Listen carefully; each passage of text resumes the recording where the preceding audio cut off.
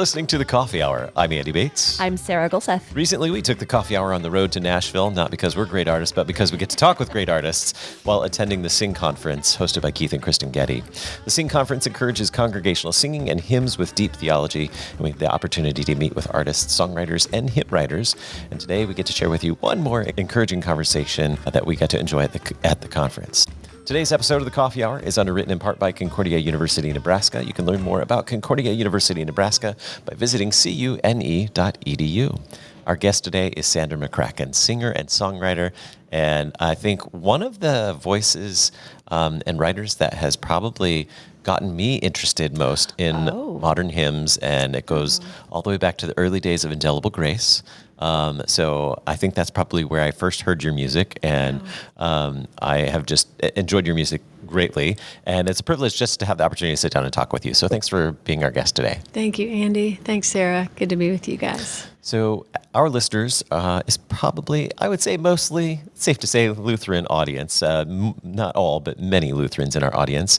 So share with us a little bit about your tradition that you come from. Yeah, I grew up in St. Louis also, which lots of different churches, had some connections at different churches, Covenant Church and then Twin Oaks Church. And from there, I started singing. So then I would visit all these other churches and do like an offertory song or like get to know people and their music teams. So I guess that has continued even to this day where even though I grew up in kind of these Presbyterian circles, it just keeps like rippling outward to get to see different expressions of the church through different denominations and ways of singing, especially hymns. I've loved the hymns, but yeah, so that's kind of where I've been coming from as far as church background.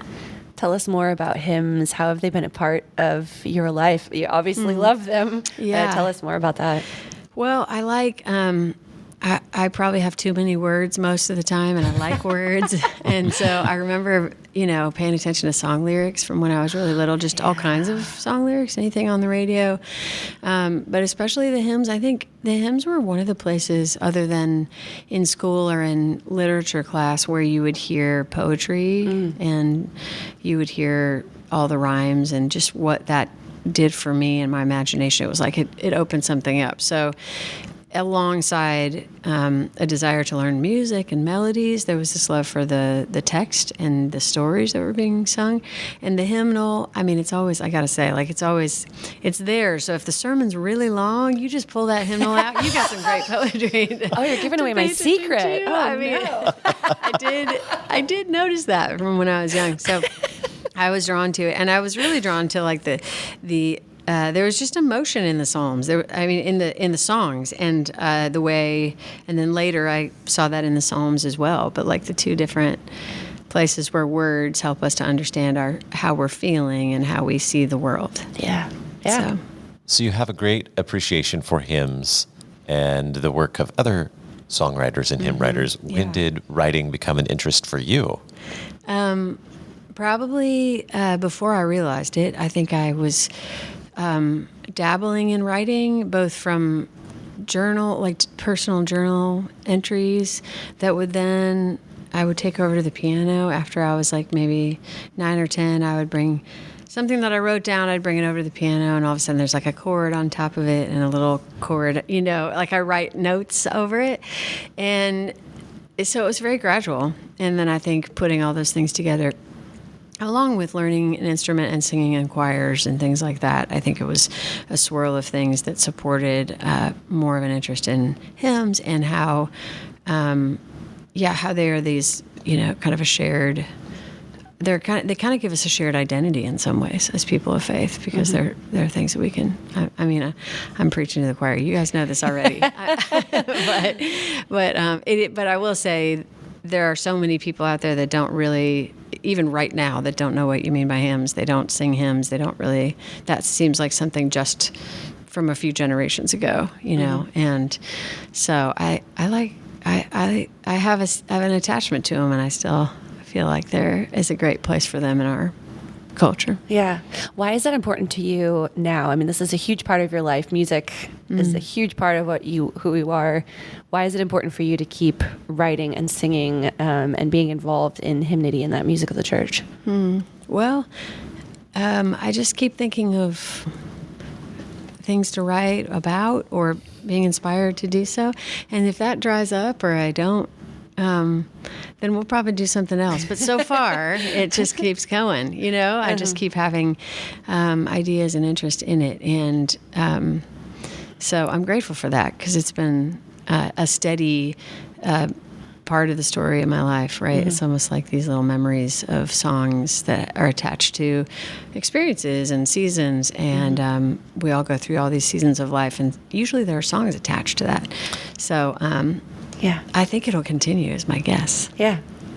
Speaking of seasons and experiences in life that inspire and encourage, you, I remember, worked on a project of songs particularly for children. Mm-hmm. Tell me a little bit about the creativity, how the creativity for that was sparked, and a little bit more about that project. That's a great segue. I mean, thinking about one of those seasons for me was moving from a season of being footloose and fancy-free, just playing songs, throwing my guitar in the back of my car and going to play a gig, going on to the next gig, right? And then you fast forward, and I'm married, I have children, and then I'm like, well, what's going to happen with this freedom of being able to write songs? And so you begin to think about, well, what are the songs we sing now? What are the songs in this stage of life? What are not just my own songs, but just what's the soundtrack? And so with young children, I started thinking more about what would be songs we could sing together, and how do I convey big ideas about who God is and how much He loves us to my kids at different ages. I have 3 children, and so at any point, you might answer some of those questions in new ways, right? Mm-hmm. You might put words around it in new ways, depending on what questions they're asking. And so we had a project called Rain for Roots that was a collection of songs put together by some of the moms. And actually, there were like moms and dads that were kind of singing on those records and thinking about this together in the early days of Rain for Roots. And Sally Lloyd-Jones, who wrote the Jesus Storybook Bible, was the first spark of the project. We took a little fuzzy Bible called the Hug a Bible, which had these little simple poems, and we set it to music. So it's called Big Stories for Little Ones. And that one was, the first effort. And then we had several albums after that. So, what does music look like now in your family? Because your kids aren't tiny anymore. Mm-hmm. What does that look like for you and your family now? Well, I learned music from them too, I guess, at this point. Like they're bringing their own songs into the home and into the, onto my playlists, and I'm learning things left and right, songs that I maybe hadn't heard. And I think I still have some of my favorites that, even from like childhood, I'll still listen to John Denver, and I still listen to all the Dylan records and things like that. But also adding in, there's more new music than ever. So I think it's changed in the sense that there's just been, I think there are more people listening to music and more people making music, including hymns and settings of psalms and scripture. And so it's almost overwhelming. So I think the challenge is finding those points of connection where you can really sit down and listen to it and take it in. Yeah, yeah. Now, in addition to writing, you also are a performer, you're an artist, you're a singer. Tell us about some of the fun that you've gotten to have as a singer, and some of the I know you have some upcoming events as well. We'll talk about that in just a minute. But what does a typical concert look like with Sandra McCracken? That's a great question right now, because I'm in the middle of a tour, but then along with the tour, I'm doing, it's mostly weekends, but I'm doing some worship leading with women's conferences with Lifeway. And we've done 2 of those this year. We've got 2 more coming up in September. And Jen Wilkin is the teacher, and she's teaching on wisdom. And it is just like such a joy to gather and sing full voice hymns with a lot of women of all ages. And so that's coming up. And then in the middle of a tour celebrating the 10-year anniversary of the Psalms album. So that's like playing old songs that are 10 years old, but with new joy from seeing, man, this is still true. It was true then. It's true again. Like remembering. And it's not just nostalgia. It's like, it's when you're singing scripture and when you're singing hymns, you are entering into this story of faith. So it doesn't have to be like something that was just so immediate and so in the moment. And I think it pushes back against all those impulses we have in our society to just like need some new shiny thing. So I'm loving the old stuff in a new season and seeing how it is made new as we sing it together in both these cases, like both singing hymns and singing the Psalms. Yeah. Oh, you said you're in the middle of a tour. Tell us about the tour. Yeah, so the tour is called the Welcome Home Tour, and John Guerra has been out on most of the dates with me and a few other special guests, and we are. Well, let's see. I mean, I guess that would be not playing the entire Psalms record from start to finish, but quite a bit of it, and trying to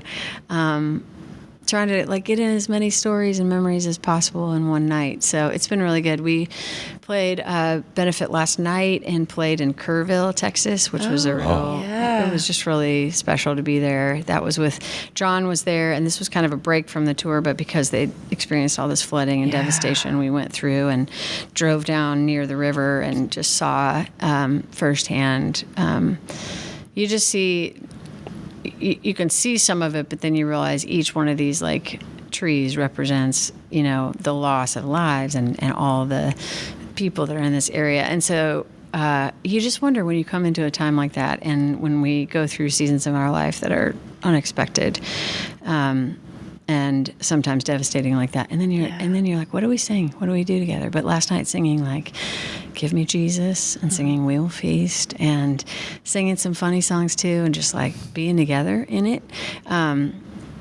I think it's like kind of taking it as it is and trying to be honest about it so that we know that God is with us in the middle of it. We're not trying to pretend, but we're also trying to hold to what we believe when we don't always understand it. Yeah. Absolutely. And you added one more to that tour, right? Just because you love us so much, right? Yes. That you're coming to St. Louis, which is homecoming for you. I'm so excited that this came together. Yeah, we're playing at the Sheldon Theater, and they've just done a renovation down there. I haven't been since they reopened, but they'll be reopening, and then we play on November 1st. And this will be really special too, because Sarah Groves is a longtime friend. She's joining for this show, and she has family roots in Missouri as well. So it'll be kind of like a homecoming for both of us.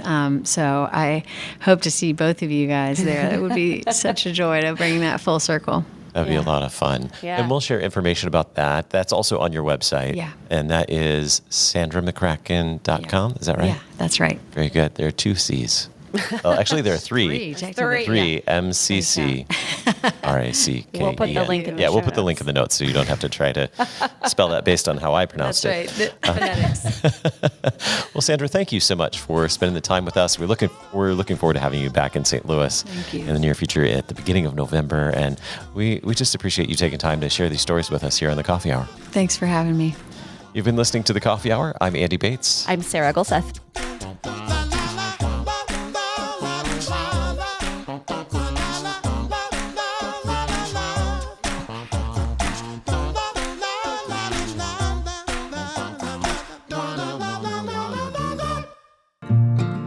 At Concordia University, Nebraska, discover a distinctly Christian community that equips students to live by faith with courage, character, and conviction. Intentionally combining our Christian faith, Lutheran heritage, rigorous academics, and practical real-life experiences, we prepare students to fulfill a higher purpose in their vocations and life. Learn more about Concordia University, Nebraska at our website, cune.edu. That's cune.edu.